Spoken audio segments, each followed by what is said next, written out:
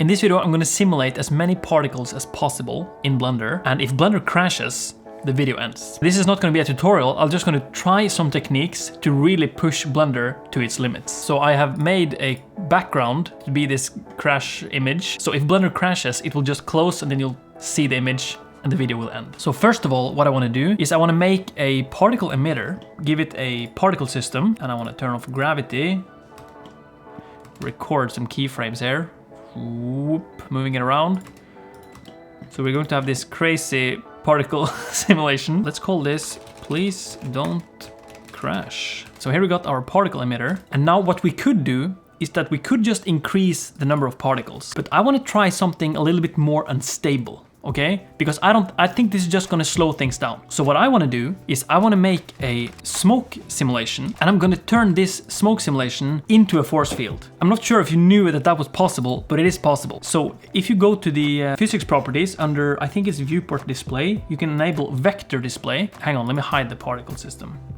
Here you can see all these little arrows. This is fluid vector data. So it is possible to use a force field to extract these forces. The really cool thing about using a smoke domain to get this velocity data is that you don't really need to have a high resolution. So you can do like 40 resolution divisions and you still have a lot of these velocity arrows going on, which is amazing. So let's just make sure that our domain is big enough. I don't want the smoke to rise, I think. I want the smoke to be just...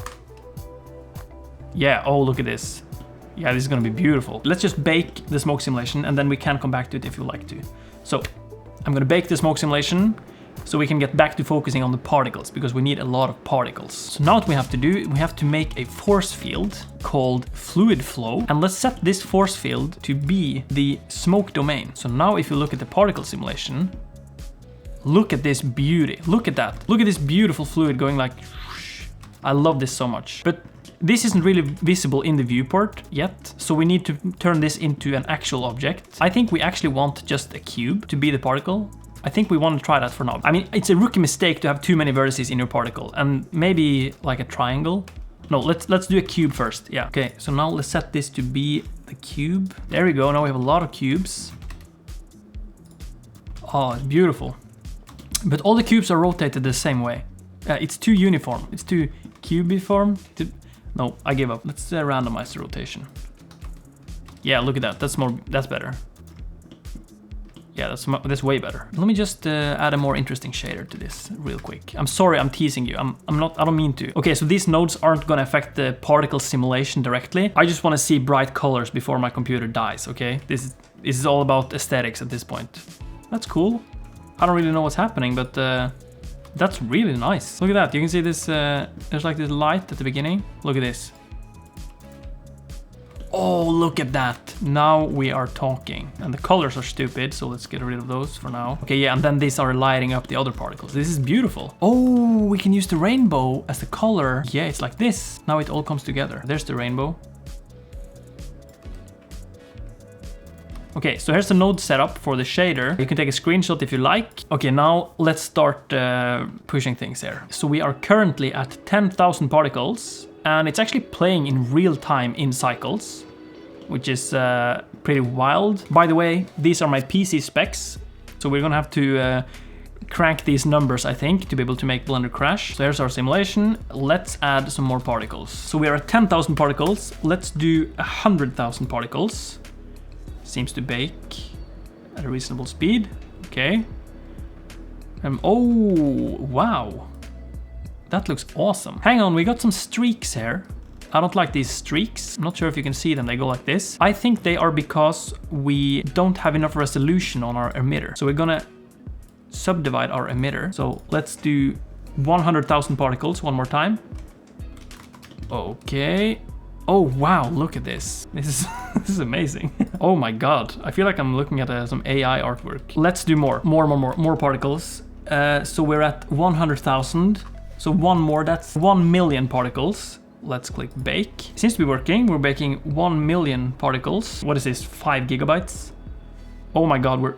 Okay, so we're... I'm seeing some loading icons, some interesting UI... Oh my god. It's not even a particle system anymore, it's just like this shape. Okay, so update, it's not really playing in the viewport anymore at 1 million particles. I just have to pick a frame and look at that one. It's not really a video anymore. It's just, oh my, wow. Look at this area. That is really cool. This looks amazing. Look at this. I should render some stills out of this.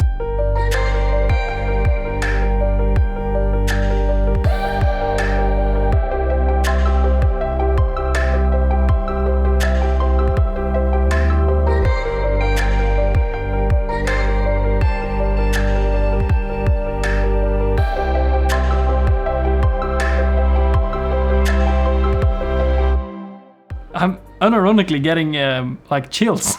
Should I add like a light so we can see a little bit more of the... Oh my god, it's so slow. Perhaps we need to move it a little bit behind. It's really slow. My computer has never been so slow before. Okay, so 1 million particles.